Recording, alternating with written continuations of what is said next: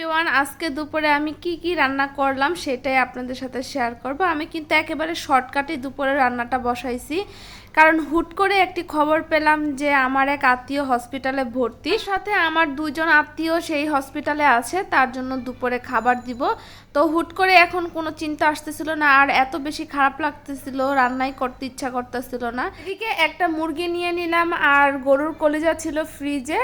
তো হুট করে কি আর করব, এগুলাই রান্না করব চিন্তা করলাম। কিছুদিন যাবত ধরে আমি অনেক আলসে হয়ে যাচ্ছি, দুপুরে রান্না করতে ইচ্ছা করে না, আবার সকালের নাস্তা কিন্তু বাইরে থেকে আনে খাই, আর আজকে সকালের নাস্তাও কিন্তু বাহির থেকে এনে খেয়েছি। বড় কথা হচ্ছে, আমরা যেহেতু দুজন ফ্যামিলিতে, আমি আর আমার হাজবেন্ড, আমাদের কিন্তু অল্প একটু রান্না করলে অনেকটা থেকে যায় বা খাওয়া হয়, কিন্তু আমি বাসি খাবার একেবারেই খেতে পারি না। আমি যতটুকুই রান্না করি ততটুকুই খাই, বাকিটুকু আমার ফেলে দিতে হয় বা বুয়াকে দিয়ে দেই। দিন আগে গরুর কলিজা রান্না করেছি, তো আমার হাজবেন্ড খেয়ে বলতেছে যে কলিজাটা নাকি একটু ভালো মতো সিদ্ধ হয় নাই।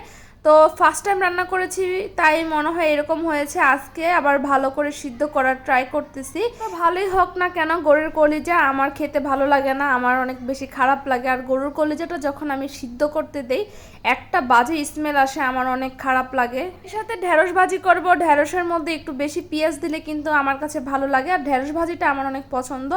আর মেহমান দুজন হসপিটালে, আর আমাদের সবার জন্য একবারে রান্না বসায় দিয়েছি। আজকে আবার অনেক গরম পড়েছে, তাপমাত্রা অনেক বেশি। একদিকে চুলার তাপ, আরেকদিকে বাইরের রৌদ্রের তাপ, দুই দিকে একবারে তাপে ভরা।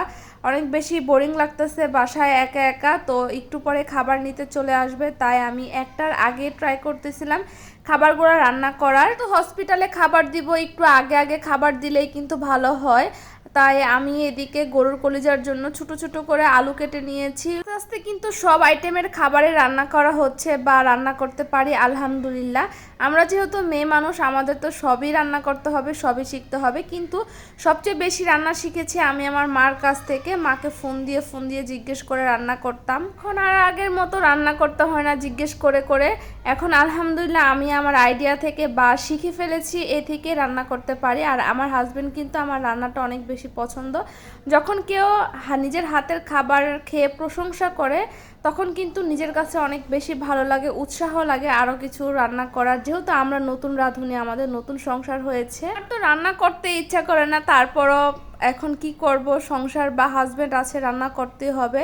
বাবার বাড়ি গেলে তো আমি রান্না সব ভুলেই যাই, আবার বাসায় আসলে তখন আবার রান্নার প্রতি মনোযোগ আসে। আর যে দুই আত্মীয়র জন্য হসপিটালে খাবার দিব, তারা কিন্তু আবার তরকারির মধ্যে ধনেপাতা খায় না, তাই আমি আর ধনেপাতা দিলাম না। আমাদের অনেক বেশি পছন্দ, যেহেতু ওনারা দুজন মানুষ, তাই দুইটা ইলিশ মাছের টুকরা নিয়ে ভেজে দেব। তো আমার ভিডিওটা ভালো লাগলে অবশ্যই কিন্তু শেয়ার করে দিবেন।